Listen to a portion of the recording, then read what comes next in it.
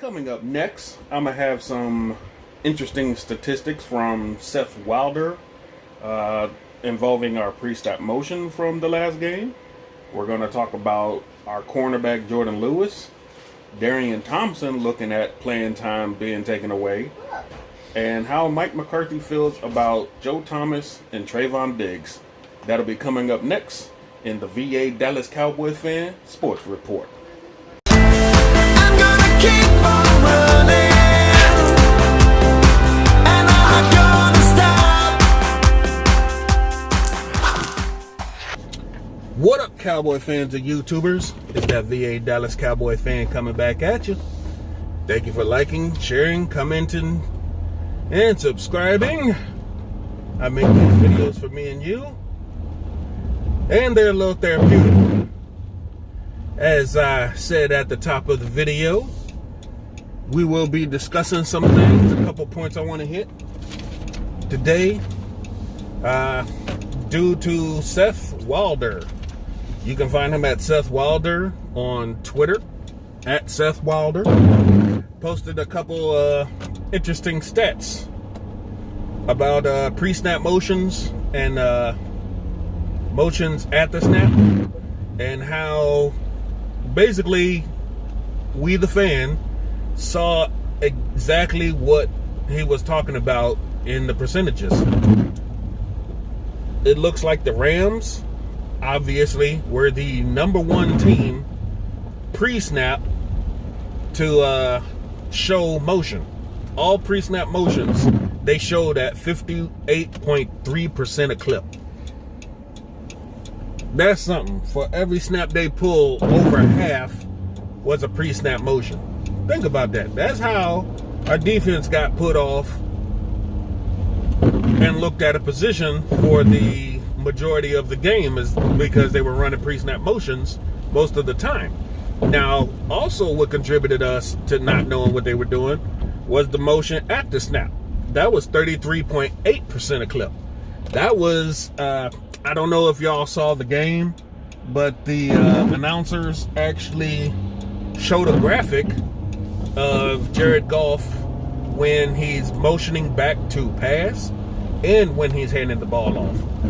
And unless you are really into their game plan and know exactly what they're doing, you could not tell the difference between a run play or a pass play, because he made the same motions exactly identical.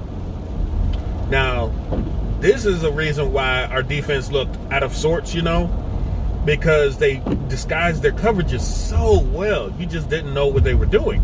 So that put us out of position a lot of the times before later on in the third and fourth quarters, when they finally started sniffing this stuff out. Now, you can't have that every game, because you're going to be losing way more than 3 points in the end if you guys get caught up in that kind of motion. Now, you're probably wondering where the Cowboys ended up. Well, they were 26 out of 32 teams. They showed motion, all pre-snap motion, at 31.9% of the time. And that was usually just a wide receiver in motion. That's not really that great. And what's worse is that they only snapped the ball at motion, on the motion, 4.3% of the time. That's why it looked like we were unoriginal. That's why it looked like we were just playing the same old stuff. That's why nobody was confused about what we were doing, because it was pretty much the same stuff we've been running for the last couple of years. You'd have a tight end or wide receiver motion just to see if it's a man coverage or a zone coverage, and then Dak is supposed to take it upon himself to go from there. Now, all that leads back to possibly the fact that we are missing Travis Frederick, and it is starting to show. Because, as you know, Travis Frederick was the brains of that offensive line. He could help Dak do protections. He called out stuff. It wasn't all on Dak to basically learn the coverages, learn the defenses, because Travis Frederick had everything on lock. And it wasn't too much put on Dak to know everything. You saw this in 2018 when Joe Looney first had to come in for Travis Frederick. You saw the difference between Dak playing and Travis Frederick playing. It's just almost, I wouldn't say night and day, but you could tell a bit of a difference when Dak is the one who's really got to call out protections a lot more than Joe Looney really looking at the coverages and helping pre-snap reads. You can just see the difference. Now, as we are all hoping, Tyler Biadasz can get in there and start being the next Travis Frederick. I don't know how much film he watches. I don't know if he's really in tune like that, but he's got the brains on him. He does have the education, so he might just be able to do it. We'll just have to get him in there to find out. And I don't think with the off season like we had, that was going to be beneficial. So that's why he's not starting right now. Oh, and if you want to know, the top 16 teams with all the pre-snap motions were 13-3. The bottom 16 teams that did not run very well at the pre-snap motion was 3-13. Those were the records. Tells you a lot right there. But next up, we have Darian Thompson. The word around is that Brandon Carr, now that he's been promoted up to the 53 roster, is that he's going to start cutting into Darian Thompson's snaps.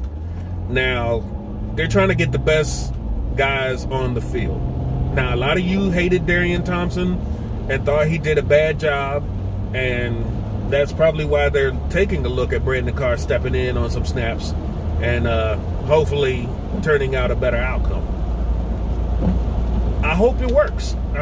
Everybody's still talking about Earl Thomas. It doesn't look like they're trying to go that route at all. So we're just going to have to play with what we got. And it's going to look a lot better if our defensive front can get home on the quarterback. If they can stop the run with little to gain. And it's definitely going to help if we score more points and they got to play catch up. So those are some of the differences it's going to take to get a real good look at our safeties, what they're going to do if we're trailing and if we're leading. Looking at practice yesterday, Jordan Lewis has returned to practice, and Mike McCarthy has said that he looks comfortable, and that today in practice they're going to look to increase his practice reps and see how he goes. If he's looking like he's still comfortable and he's looking good, they're probably going to test him out one more time on Saturday before they leave to go to the hotel and see if he's good to go. So we'll have to wait till probably Saturday afternoon to see if he's going to go or not. And speaking of Mike McCarthy, he talked about Trayvon Diggs.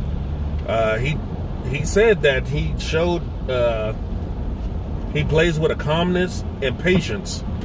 No matter what's going on around him, he looked pretty good, and he didn't let the moment beat him. So he said that he's not going to hesitate to start Trayvon Diggs against Calvin Ridley or Julio Jones. So we'll have to see how those matchups go.